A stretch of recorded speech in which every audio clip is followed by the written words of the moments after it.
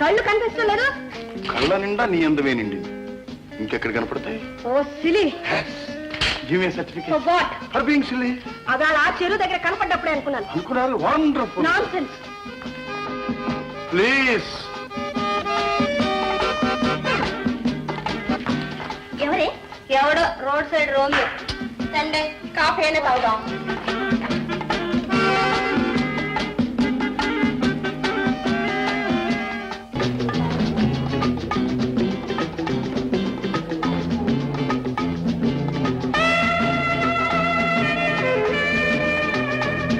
అదిగో అక్కడ సీట్లు ఖాళీలు ఉన్నాయి.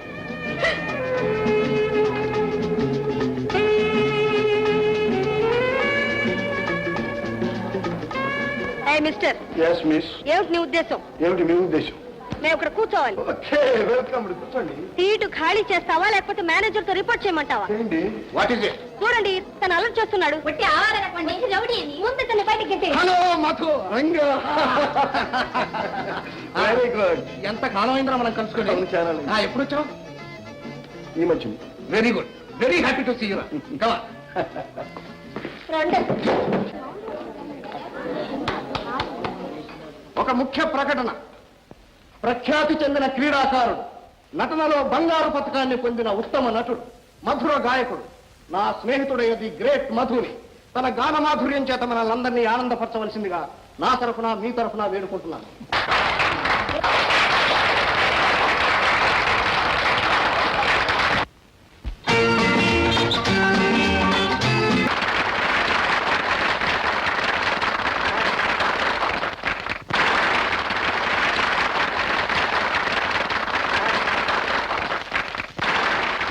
వండర్ఫుల్.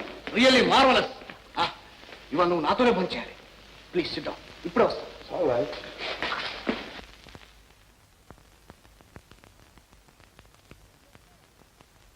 మిస్టర్. What miss? ఆ వాచ్ నాది. మర్యాదగా ఇస్తావా లేకపోతే పోలీసులు ఫోన్ చేయమంటావా? చెయ్యి. పోలీసులు వస్తారు. మీ ఊరు పేరు అడ్రస్ చిరునామా అన్ని రాసుకుంటారు. అప్పుడు మీ వాళ్ళని పిలిచి. మావాడా? ఏ భయపడతారు ఎందుకు? నాకే భయం. అసలు సంగతి ఏమిటో తెలిస్తే నిన్నే పోలీసులు జైల్లో పెట్టారు. Correct correct. అయితే ఈ వాచ్ యజమానులు ఎవరో అప్పుడు పోలీస్ స్టేషన్ లో తెలుసుకుందాం పదండి. చూడండి ఈ వాచ్ లేకుండా ఇంటికి వెళ్తే ఎంత గొడవ జరుగుతుందో తెలుసా? ఏం జరుగుతుందిలేండి. వేడి వేడిగా 4 వడ్డిస్తారు, కాలేజీ మనిపించేస్తారు, ఇంట్లో కూర్చోబెడతారు, అంతేగా. అది మీకు అనవసరం. సరే చూడండి ఏమండి, ఈ వాచ్ నాకు ఇచ్చేద్దరు మీకు నమస్కారం చేస్తాను. మీ నమస్కారం నాకెందుకండి, మీ దగ్గరే ఉంచుకోండి. మరి ఏం కావాలి? అడిగింది ఇస్తారా? అదేంటంటే కంగారు పడతారు. నాకు కావాల్సిందే రసీదు. రసీదా? అదే రాయండి, ఏంటి పుస్తకం. మీరు బాగా పరిచయం ఉన్న మనుషులనే కనపడుతున్నారు. మిమ్మల్ని ఎక్కడ చూసినట్టే ఉన్నాను. అవునవును, చాలా సార్లు చూశారు స్వప్నాల్లో. స్వప్నం ఒకట స్వప్నం. రాయండి. ప్రియమైన మధుకి. ప్రియమైన? ప్రియమైనందుకు? ప్రియమైన వాచ్ కోసం రాయండి. ప్రియమైన మధుకి, మనం కలుసుకున్న ఈ మధుర క్షణాలను. మధుర క్షణాలా? మధురమైన వాచ్ కోసం రాయండి. మనం కలుసుకున్న ఈ మధుర క్షణాలను నేనెన్నటికీ మర్చిపోను. ఇంత ఆనందం నా జీవితంలో ఎన్నడూ అనుభవించను. రాయండి వాచ్ కోసం. ఇంతటి ఆనందం నా జీవితంలో ఎన్నడూ అనుభవించలేదు. నా సర్వస్వం మీరే. ఇట్లు మీ ప్రియమైన ప్రియమైన కమల విజయ. నా పేరు మీకెలా తెలుసు? అదేంటండి, మనసు ఉండాలి కానీ మార్గం లేకుండా ఉంటుందా? రాయండి, అసలైన పేరు. మోసం చేయటానికి ఏమీ వీలు లేదు. విజయ. Very good. ఇది నా రసీదు, ఇది మీ గడియ. Bye bye.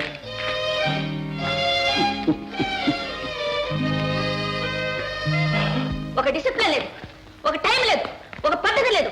ఒరేయ్, నువ్వు పుస్తకాలు బట్టి ఎన్ని రోజులైంది? 4 సంవత్సరాలు బట్టి చదువుతానే ఉన్నాను. వస్తేనా చస్తేనా, అందుకనే ఈ డింకి. చడా రధవ, ఏదో సాకు చెప్తాడు. పోయి చదువు. కాలేజీ సెలవు పెట్టి నువ్వు ఇంట్లో కూర్చున్నావు. కాలేజీ వదిలినా షికాలు కొడుతూ ఆవిడ తిరుగుతుంది. ఎందుకు ఇంత ఆలస్యమైంది? కాలేజీ వదిలిపెట్టి ఎంతసేపు అయింది? ఇంతసేపు ఎక్కడ తిరుగుతున్నావు? ఎక్కడ తిరగలేదు అత్తయ్య, షాప్కి వెళ్ళి వాచ్ తీసుకొస్తున్నాను. ఇదిగో. ఎన్ని గంటలకు తీసుకున్నావో షాప్కి ఫోన్ చేసి కనుక్కోమంటావా? అది కాదు అత్తయ్య, నాకు నిజం కావాలి. ఏం జరిగిందో చెప్పు. చిత్తం దారిలో ఒక చిన్న సంగతి జరిగింది. ఏం జరిగింది? ఏం జరిగింది అంటే ఏం జరిగింది? నువ్వే చెప్పు బాలిక, చెప్పు. నేనా? అది కాదు అత్తయ్య. బాలిక దాచి రావడం లేదు, అత్తగారి దగ్గర చెప్పు. చెప్తున్నాను అత్తయ్య. పోనీ నేనే చెప్తాను. చూడండి, ఈ దారిలో జరిగిన దానికి అంతటికి కారణం కారణం నేను. మీరా? చిత్తం బజారుకని బయలుదేరాను. దారిలో బాలిక గారి కారు కనిపించింది. శకటంలో ఎక్కాను, బజారు వెళ్ళాను. కావలసిన 4-3 సరుకులు తీసుకున్నాను. ఆయాసపడ్డాను. గుంటల్లో కారు పడితే గుండె గతుక్కుమంటుంది. కారు కొంచెం నెమ్మదిగా పోనీ బాలిక అన్నాను. పాపం నేను చెప్పినట్టుగానే చేసింది, ఇంటికి చేర్చింది. మీరు చెప్తున్నది నిజమేనా? చిత్తం, ఈ ఆలస్యానికి కారణం నేను. దీనికి బాధ్యత పూర్తిగా నేను వహిస్తున్నాను. ఇంకెప్పుడు వాళ్ళని అలా ఆలోచన చేయనివ్వకండి. చిత్తం. నా మనసులో ఎన్ని ఆలోచనలు వచ్చాయో, నేను ఎంత కలవరపడ్డానో మీకేం తెలుసు? చిత్తం. ఇంతకీ వాచి రిపేర్ అయిందా? అయింది అత్తయ్య. ఇదిగో విమలా, నువ్వు పైకి రా.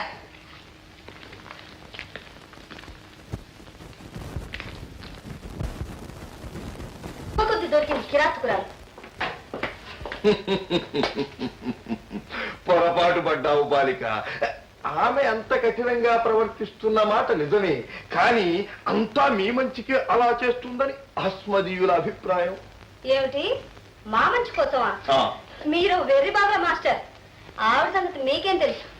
లేదు బాలిక, ఆవిడ మాట ఎంత కఠినమో మనస్సు అంత మెత్తన. అతి గారాబంతో పిల్లలు చెడిపోతారన్న భయంతో అంత కఠినంగా ప్రవర్తిస్తున్న అమాయకురాలు. వేళకు మీరు ఇంటికి రాకపోతే ఆవిడ ఎంత బాధపడుతుందో మీకు తెలుసా? మమతలన్నీ మీ మీదే ఉంచుకుంటుంది. బహుశా ఆవిడకు వేరే ప్రపంచంలో దగ్గర బంధువులు లేరనుకుంటారు. కనుకనే పెళ్లి కూడా మానేసి మీకోసమే జీవిస్తుంది. మా కోసం ఏమీ మానేలేదు. అసలు చేసుకునే వాళ్ళంటూ ఎవరు వచ్చుండ్రు. ఇలాంటి గయ్యాళి కంపెనీ ఎవరు చేసుకుంటారండి? చూడు బాలిక, ఆవిడ చదువుకుంది, ఎంతో ఆస్తి ఉంది, యవ్వనంలో ఇంతకంటే ఎంతో ఎంతో అందంగా ఉండి ఉంటుంది. ఆనాడే గనక ఆవిడ తలుచుకుంటే హాయిగా పెళ్లి చేసుకుని ఉండేది. మీరే సరస్వం అని అనుకోబట్టే తన జీవితం అంతా మీకోసమే త్యాగం చేసి మిమ్మల్ని కనిపెట్టుకుని ఉంది. ముసలాళ్ళందరికీ ఇలాంటి ఆలోచనలే వస్తాయి. ముసలాళ్ళు? ఆవిడ చిన్నప్పటి నుంచి పెళ్లి మాని మమ్మల్ని పెంచడం లేదు. మేము జైల్లోకి వచ్చి 5 ఏళ్ళైంది. బాలిక, 5 ఏళ్ళ? అవును. అంతవరకు మా తల్లిదండ్రులతో సుఖంగా ఉండేవాళ్ళు, హాయిగా బ్రతికేవాళ్ళం. ఇప్పుడు వారు ఏమయ్యారు? విమాన ప్రమాదంలో మరణించారు. Extremely sorry. మధ్యన మీ సానుభూతి మాకేం అక్కర్లేదు. ఇంకెప్పుడు అత్తయ్యల గురించి భట్రాజులో మా దగ్గర పొగడకండి. మా కత్తయ్య ఎట్టే అసహ్యం, పరమ అసహ్యం. Please mind your business.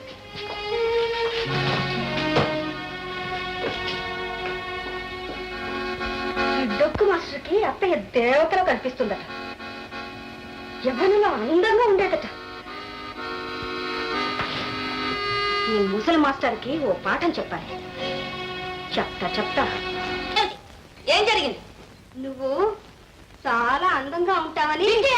అదే అత్తయ్య, నువ్వు యవ్వనంలో ఇంకా అందంగా ఉండేదానివని. ఎవరా అన్నది? ఆడదా మగాడా? మా మాస్టర్. మాస్టర్ వెంటనే రమ్మను. వెళ్ళు. అలాగే.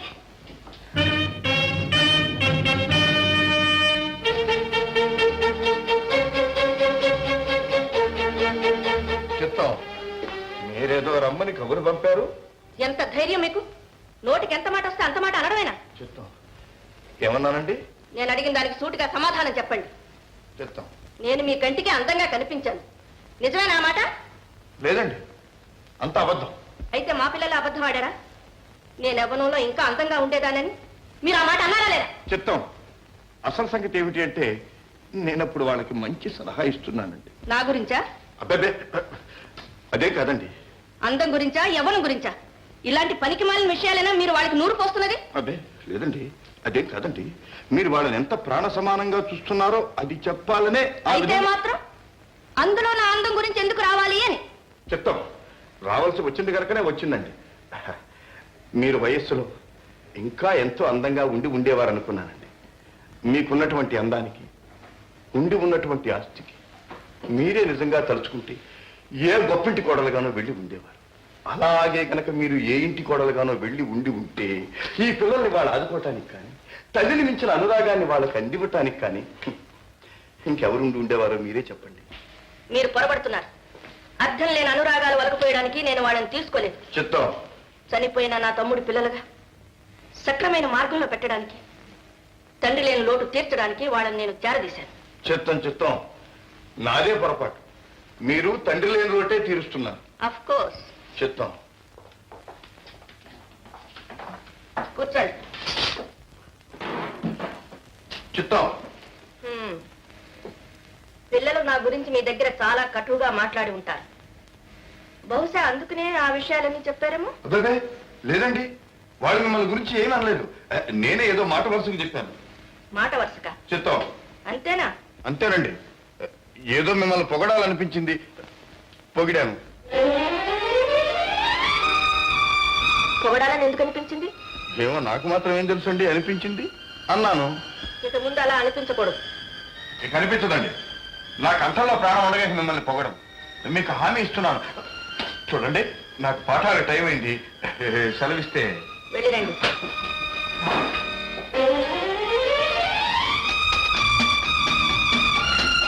చూడండి,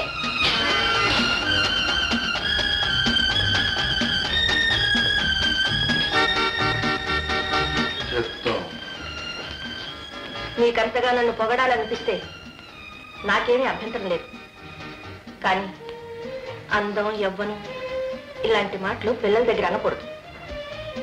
మనసులోనే దాచుకోవాలి. అర్థమైందా? చిత్తం.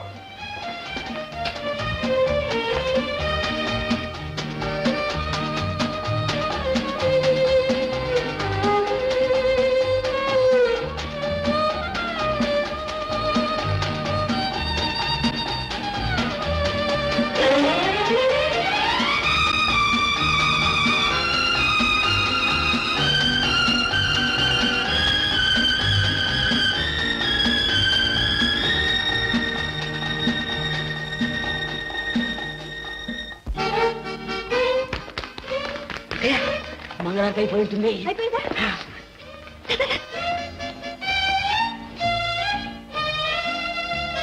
త్వరగా వెళ్ళండి మేస్తారు, రైలు టైం అయిపోతుంది. రైలుకా? అంత అవసరం ఏమొచ్చింది? తమరు డిస్మిస్ అయిపోయారుగా, మూటా ముల్లా కట్టుకొని దయచేయడానికి. ఇదంతా మీ ప్లాన్ అన్నమాట. ఎవరిదే? పాపం, మీకు దుర్వార్త. ఏమిటది? నేను డిస్మిస్ కాలేదు, పైగా పెద్ద ప్రమోషన్ తో నా పోస్ట్ ఖాయమైపోయింది. నేను ఇక్కడే ఉంటాను, మీకు పాఠాలు ఇంకా చెబుతాను, సంస్కృతం కూడా చెబుతాను. మాట వినకపోతే మీ 9 రకం సాయంత్రం మార్నింగ్ టైం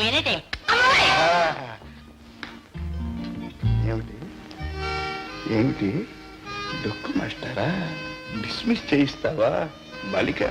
బాలిక చూసుకోమంటాడా? ఇది గడ్డం.